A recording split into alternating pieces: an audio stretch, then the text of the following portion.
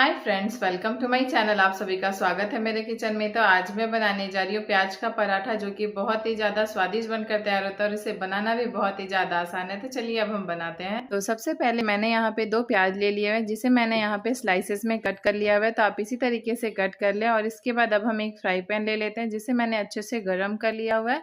इसके बाद यहाँ पे हम रिफाइंड ऑयल ऐड कर लेंगे और ऐड करने के बाद मैं यहाँ पे थोड़ा सा मिर्ची ऐड कर दूंगी और मिर्ची के साथ साथ ही थोड़ा सा हम जीरा भी ऐड कर लेंगे। और जीरा ऐड करने के बाद जो मैंने यहाँ पे धनिया को कूट लिया हुआ था, तो यहाँ पे टुकड़ा ही किया हुआ है, उसी हिसाब से आप ऐड कर लें। और इसके बाद अब हम इसे अच्छे से भून लेंगे। हल्का सा भून लेने के बाद जो हमने प्याज को कट करके रखा हुआ था, उसे भी हमें यहीं ऐड कर देना है। तो यहाँ पे भून गया है अच्छे से हमारा मसाला, तो मैं यहाँ पे प्याज को ऐड कर देती हूँ। और प्याज ऐड करने के बाद अब हम अच्छे से इसे भी भून लेंगे, तब तक कि ये प्याज हमारा जो है हल्का सा सॉफ्ट ना हो जाए। तो कंटिन्यू आप इसे चलाते हुए अच्छे से फ्राई कर लें। तो थोड़े से देर के बाद यहाँ पे आप देख सकते हैं जो प्याज है वो हमारा हल्का सा सॉफ्ट हो चुका है। तो अब हम यहाँ पे कुछ मसाले ऐड करेंगे। तो मैं यहाँ पे सबसे पहले ऐड करूँगी नमक अकॉर्डिंग टू टेस्ट, उसके बाद हल्दी पाउडर, इसके बाद हम यहाँ पे ऐड कर देंगे थोड़ा सा चिली फ्लेक्स। और इसी के साथ साथ मैं यहाँ पे थोड़ा सा कश्मीरी लाल मिर्च भी ऐड करूँगी और आमचूर पाउडर भी इसमें थोड़ा सा ऐड कर ले। अगर आमचूर पाउडर नहीं है तो चाट मसाला भी ऐड कर सकते हैं। उसके बाद एकदम अच्छे से इसे मिक्स कर लें।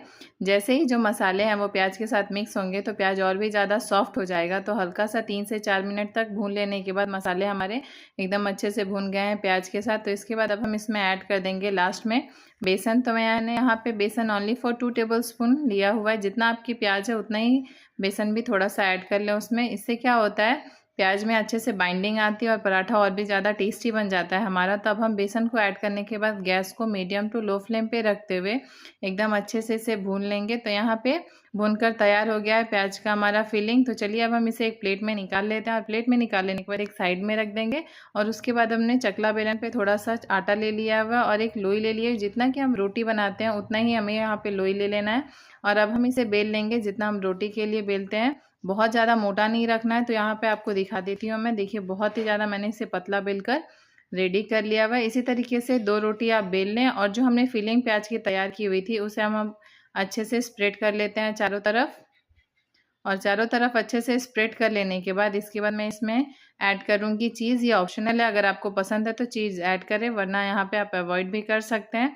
तो इसके ऊपर से अब हम हल्का सा चीज़ ग्रेट कर लेते हैं। इससे जो प्याज का पराठे का टेस्ट है वो बहुत ही ज़्यादा अच्छा आता है।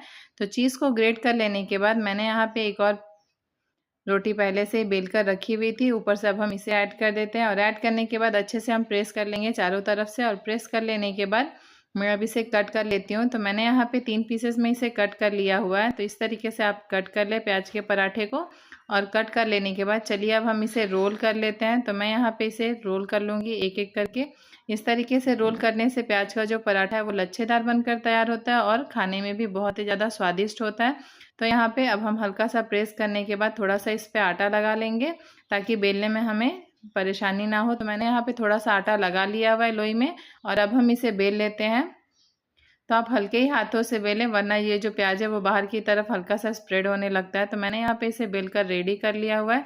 तो चलिए इसके ऊपर अब हम थोड़ा सा कलौंजी लगा लेंगे। अगर आपके पास धनिया पत्ता भी है तो आप ऊपर से वो भी ऐड कर सकते हैं। तो मैंने यहाँ पे कलौंजी लगाकर हल्का सा बेल लिया हुआ है, ताकि जो कलौंजी है वो अच्छे से सेट हो जाए पराठे पे हमारी। तो चलिए अब हम पराठा सेक लेते हैं। तो मैंने यहाँ पे तवे को अच्छे से गर्म कर लिया था, उसके ऊपर हल्का सा मैंने तेल को स्प्रेड कर लिया हुआ है। और एक साइड से अब हम पराठे को एकदम अच्छे से पका लेंगे। जैसे ही एक साइड से हमारा पराठा पक जाएगा तो दूसरी साइड भी हम इसे पलट लेते हैं। और गैस को मीडियम टू लो फ्लेम पे रखते हुए ही हम पराठे को एकदम अच्छे से सेक लेंगे।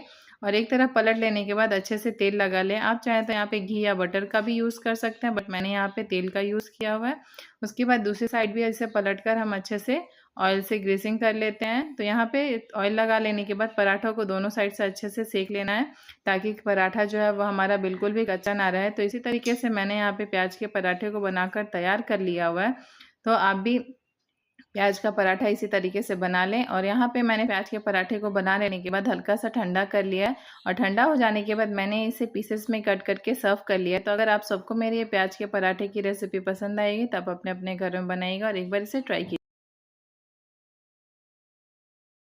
तो होप गाइज आप सबको मेरी रेसिपी पसंद आएगी, तो आप मुझे कमेंट कीजिएगा और मेरे चैनल को लाइक सब्सक्राइब एंड शेयर कीजिएगा। Thanks for watching my video.